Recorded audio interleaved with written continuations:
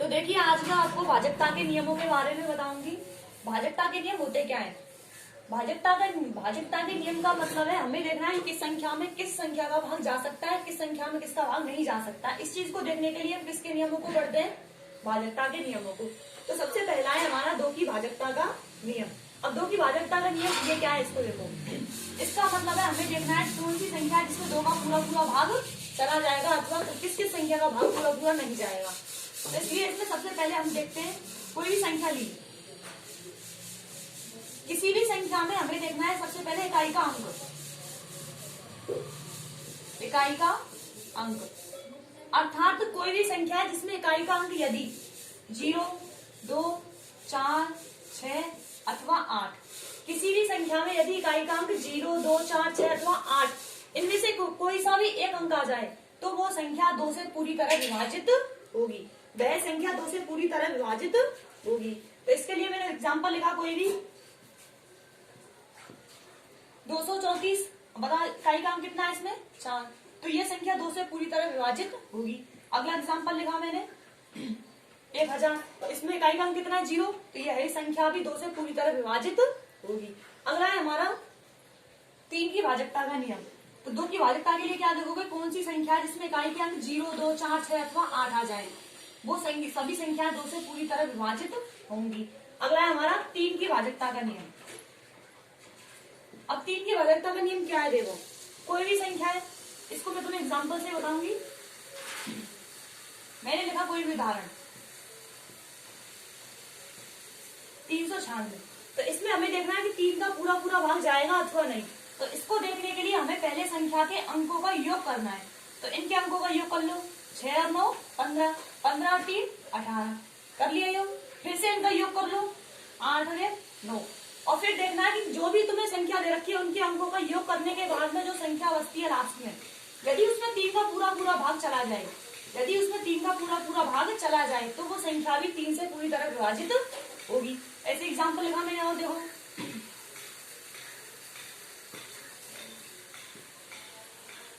ये लिख दिया मैंने। और इसके अंकों का योग करो, 9 और 2 11, 11 और 1 12, 12 और 6 18, 18 और 3 21, फिर इनको जोड़ लो, 2 और 1 3। बताओ 3 में 3 का पूरा भाग जाता है कि नहीं, तो जाता है। तो ऐसे ही देखना हमें 3 की भाजकता का नियम देखने के लिए हमें वो संख्याएं देखनी है जिनका यदि अंकों का योग 2 से 3 से विभाजित हो जाए तो वो संख्या भी 3 से पूरी तरह विभाजित होगी। अगला है हमारा 4 की भाजकता का नियम। अब 4 की भाजकता का नियम देखने के लिए हम क्या करेंगे, देखो वो एग्जाम्पल की सहायता से मैंने लिखा तुम्हें कोई भी संख्या, ये लिख दिया। अब इसमें देखो 3 अंक है, तो हमें देखना है इसके केवल लास्ट के 2 अंकों को। एक तो देखना है किसका, इकाई का, और एक देखना है ढाई का। यदि किसी भी संख्या में इकाई और ढाई के अंकों में यदि 4 का पूरा भाग चला जाए, कोई भी संख्या है उसके इकाई और ढाई के अंक को मिला के जो संख्या बनेगी उसमें यदि 4 का पूरा भाग चला जाए तो वो संख्या भी 4 से पूरी तरह विभाजित होगी। अब ये संख्या, इसमें संख्या बनेगी हमारी कौन सी 96। तो 96 में देखो 4 का भाग जाता है कि नहीं, 4 दूनी 8, 4 चक्कू 16। तो 96 में यदि पूरा भाग चला जाए, लास्ट के 2 अंकों में यदि 4 का पूरा भाग चला जाए तो वो संख्या भी 4 से पूरी तरह विभाजित होगी। अगला एग्जाम्पल लिखो, देखो ये लिखा मैंने। अब इसमें देखना है हमें 4 का पूरा भाग जाएगा कि नहीं, तो इसके लिए फिर से लास्ट के 2 अंकों को देखो और उसमें देखो कि 4 का भाग पूरा जाता है अथवा नहीं। तो 16 में 4 का भाग चला जाएगा पूरा, इसलिए ये संख्या भी किससे विभाजित होगी, पूरी तरह 4 से विभाजित होगी। अब इसके लिए एक और एग्जाम्पल है, वो जरूर देखो। मैंने कोई संख्या लिखी 1600। अब इसके इकाई और ढाई के अंक पर क्या है, 2 बार 0 है। तो यदि किसी भी संख्या में इकाई और ढाई का अंक यदि 0 हो, इकाई और ढाई के अंक पर 0 हो, तो वो संख्या हमेशा 4 से विभाजित होगी। तो ये जरूर ध्यान रखना, यदि किसी भी संख्या के इकाई के और ढाई के अंक पर 0 आ जाए तो वो संख्या भी 4 से विभाजित होगी। ये 4 की भाजकता का नियम है। अगला है हमारा 5 की भाजकता का नियम। अब 5 की भाजकता का नियम देखना है तो उस संख्या में इकाई का अंक यदि 5 की भाजकता के नियम को देखने के लिए इकाई का अंक देखना है, और इकाई के अंक पर यदि 0 अथवा 5 आ जाए, किसी भी संख्या में इकाई के अंक पर यदि 0,5 इनमें से कोई सा भी एक अंक दिख जाए तो वो संख्या 5 से पूरी तरह विभाजित होगी। अब मैंने एग्जांपल लिखा इसके लिए 230। बताओ इकाई का अंक कितना है 0, तो संख्या 5 से विभाजित होगी। अगला लिख दिया मैंने, बताओ इकाई का अंक कितना है 5, तो ये संख्या भी 5 से पूरी तरह विभाजित होगी। तो 5 की भाजकता का नियम क्या है, ऐसी संख्या है जिनके इकाई के अंक पर 0 अथवा 5 आ जाए, कोई सा भी एक अंक आ जाए तो वो संख्या हमेशा 5 से विभाजित होगी। अगला है हमारा 6 की भाजकता का नियम। और 6 की भाजकता का नियम देखना है तो हमें देखना होगा इसमें कि जो भी तुम्हें संख्या दे रखी है, जो भी संख्या दे रखी है उसमें यदि 2 का पूरा पूरा भाग चला जाए और 3 का पूरा पूरा भाग चला जाए, यदि किसी भी संख्या में 2 का पूरा पूरा भाग चला जाए और 3 का पूरा पूरा भाग चला जाए तो वो संख्या पूरी तरह से 6 से विभाजित होगी। तो इसके लिए हमें देखना है किस किस का, 2 की भाजकता का नियम और 3 की भाजकता का नियम। यदि 2 और 3 का पूरा पूरा भाग चला जाए किसी भी संख्या में तो उस संख्या में 6 का भी पूरा पूरा भाग जाएगा। अब मैंने एग्जाम्पल लिखा तुम्हें इसके लिए, ये लिख दिया। अब इसमें देखना है कि 2 का भाग जा रहा है कि नहीं, 2 का भाग जाएगा, इकाई का अंक कितना है 6, तो ठीक है। अगला देखना है 3 का, तो 6 दूनी 12, 12 और 3 15, फिर जोड़ लो 6। बताओ तो 6 में 3 का भाग जाता है कि नहीं, तो जाएगा। तो इसलिए 366 में भी 6 का पूरा पूरा भाग जाएगा। तो 6 की भाजकता के लिए देखना है हमें कि वो संख्या जिसमें 2 का और 3 का पूरा पूरा भाग चला जाए तो उसमें 6 का भी पूरा पूरा भाग जाएगा। तो 6 की भाजकता का नियम यही है कि जो संख्या 2 से और 3 से पूरी तरह विभाजित हो जाए वो संख्या 6 से भी पूरी तरह विभाजित होगी। अगला है हमारा 7 की भाजकता का नियम। अब 7 की भाजकता के नियम को देखने के लिए क्या करेंगे, देखो इसको उदाहरण से बताती हूँ। कोई एग्जाम्पल लिया मैंने, ये लिया। अब इसमें देखना है तुम्हें सबसे पहले इकाई का अंक, इकाई का अंक कितना है 6। कोई भी संख्या जो दे रखी है तुम्हें उसमें देखना है सबसे पहले इकाई का अंक। इकाई के अंक का करना है दुगना, इकाई के अंक का करना है दुगना, तो 6 गुणा 2 बराबर 12। पहले देखना है इकाई का अंक, इकाई के अंक का करना है दुगना। अब जो भी दुगना आता है उसको इकाई के अंक के अलावा जो भी शेष संख्या बचती है, अब इसमें इकाई का अंक 6 को हटा दो और शेष संख्या कौन सी है हमारी 495, उसमें से उस दुगने को घटाना है, वो घटा दिया 483। फिर से यही स्थिति करनी है।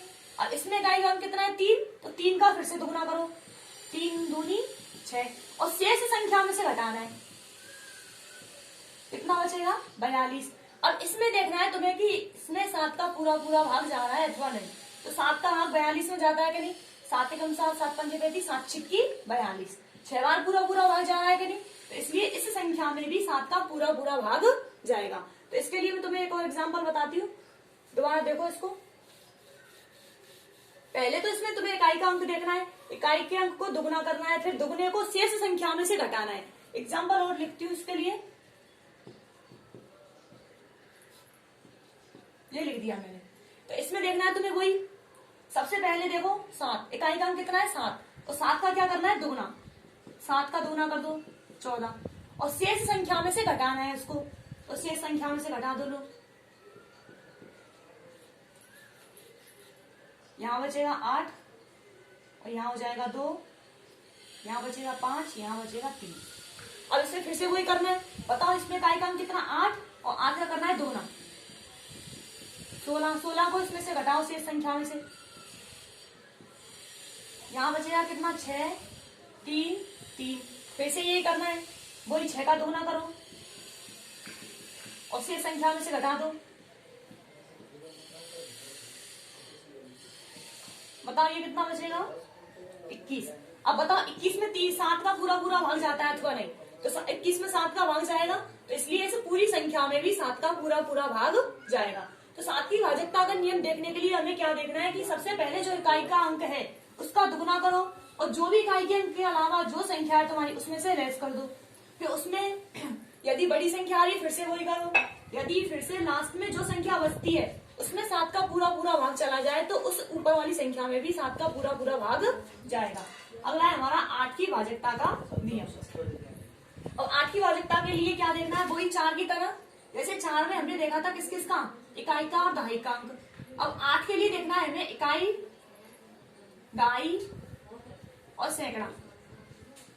यदि लास्ट के 3 अंकों में, इकाई, दहाई, सैकड़ा, लास्ट के 3 अंकों में यदि 8 का पूरा पूरा भाग चला जाए तो उस पूरी संख्या में भी 8 का पूरा पूरा भाग जाएगा। इसके लिए मैंने तुम्हें उदाहरण लिखा लो, ये लिख दिया। तो लास्ट के 3 अंक देख रहे हैं हमें, तो लास्ट के 3 अंक कौन से हमारे, 168। अब 168 में यदि 8 का पूरा पूरा भाग चला जाए, यदि 168 में 8 का पूरा पूरा भाग जाएगा तो इस पूरी संख्या में भी 8 का पूरा पूरा भाग जाएगा। तो 168 में 8 का पूरा पूरा जाएगा 21 बार, तो इसलिए ये पूरी संख्या भी 8 से पूरी तरह विभाजित होगी। तो इसलिए हमें देखना जो भी संख्या है उसमें यदि इकाई के, दहाई के, सैकड़ा के अंक पे जो संख्या आ रही है वो संख्या 8 से विभाजित हो जाए तो वो पूरी संख्या भी 8 से पूरी तरह विभाजित होगी। अगला है हमारा 9 की भाजकता का नियम। 9 की भाजकता का नियम देखना है तो वही 3 वाले की तरह, जो 3 में कर रहे थे हम अंकों का योग, यदि अंकों के योग में 3 का भाग जा रहा था तो पूरी संख्या में भी 3 का जा रहा था।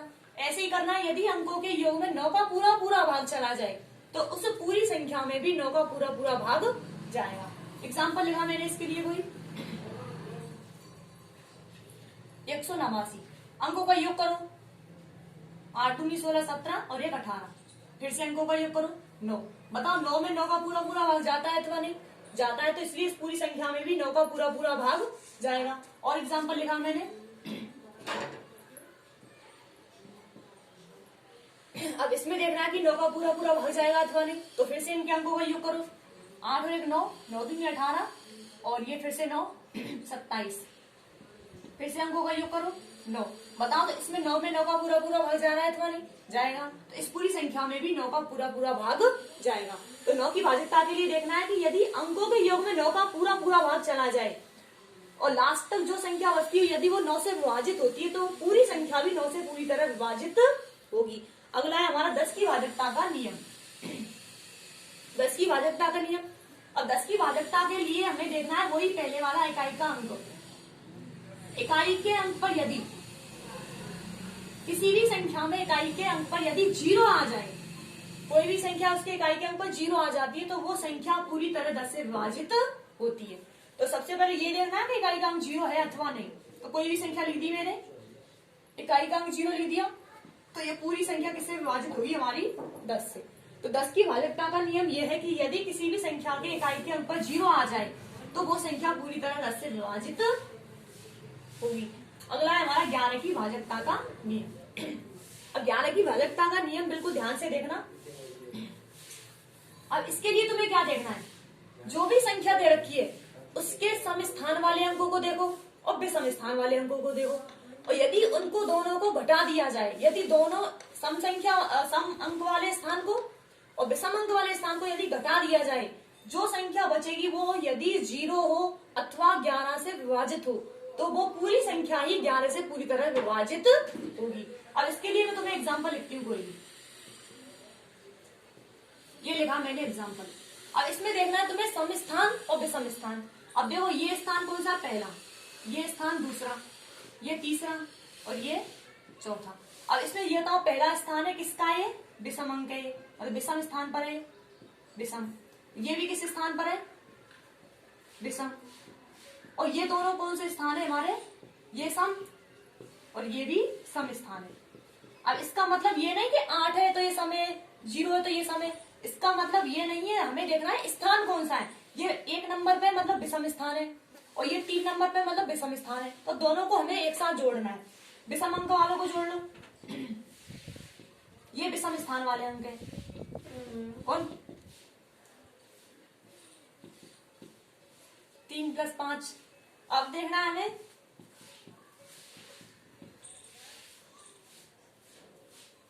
सम स्थान वाले अंक कौन कौन से, 8 और 0। अब इनको जोड़ो, ये कितना हो रहा है 8 और ये भी कितना हो रहा है 8। अब इनके सम स्थान और विषम स्थान वाले अंकों का करना है अंतर।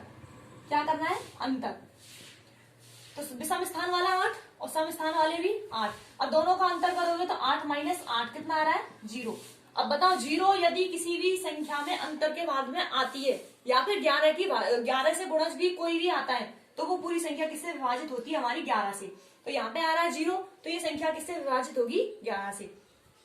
देखो 11 थी 33, बचेंगे 5 और 55, 11 पंजे 55, तो ये पूरी तरह 11 से विभाजित होगी। अब इसके लिए मैं तुम्हें एक और एग्जाम्पल बताती हूँ, वो देखो।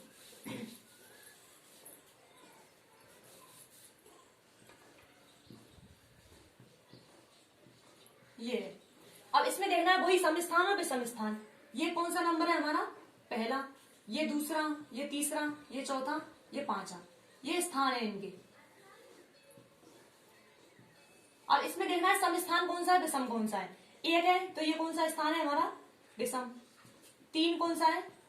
विषम। 5वीं कौन सा है? विषम। और ये कौन से है हमारे? ये सम और ये सम। सम स्थान वालों को लिख लो, कौन से है? सम स्थान वाले हमारे 2 और 4, सॉरी 2 पे दूसरे स्थान पर 1 और चौथे स्थान पर 2, तो 1 + 2 मतलब कितना? 3। और विषम स्थान वाले देखो कौन कौन से? विषम स्थान वाले हमारे 9, 8 और फिर 8, इनको ऐड कर लो। 8 दूनी 16, 8 के 24 करे 25। अब दोनों ये देख लो, ये सम स्थान है, ये विषम स्थान है। अब दोनों का हमें करना है अंतर। अंतर का मतलब माइनस बाकी। अब अंतर करोगे तो बड़ी संख्या में से छोटी घटा दो, कितना आएगा? 22, 22। अब बताओ 11 का भाग 22 में जाता है कि नहीं? 11 दूना 22, तो 2 बार भाग जा रहा है कि नहीं? तो ये पूर्ण गुणज हो चुका है 11 का, तो ये पूरी संख्या भी किससे विभाजित होगी? हमारी 11 से। तो 11 की भाजकता का नियम है, यदि अंकों सम अंक वाले और विषम अंक वाले स्थान, यदि दोनों का अंतर कर दिया जाए और अंतर करने पर 0 आ जाए या फिर 11 का गुणज, यदि 0 आ जाए या फिर 11 का गुणज आ जाए, तो वो पूरी संख्या किससे विभाजित होती है? 11 से। तो ये हमारी 11 की भाजकता का नियम है।